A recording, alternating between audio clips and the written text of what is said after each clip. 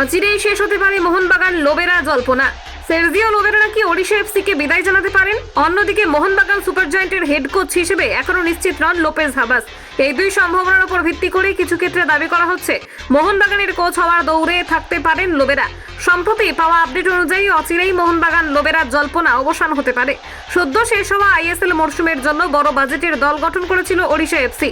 Odisha FC কর্ণধার রোহন শর্মা নিজে জানিয়েছেন নতুন মরশুমেও বাজেট কমানোর কোনো ভাবনা নেই। ফলত আসন্ন মরশুমেও তাদের দল দর্শনীয় হতে পারে বলে আশা করা যায়। একই সঙ্গে সোশ্যাল মিডিয়ায় আরও দাবি করা হচ্ছে ওড়িশা এফসির সঙ্গে যুক্ত থাকতে চলেছেন অভিজ্ঞ সের্জিও লোবেরা।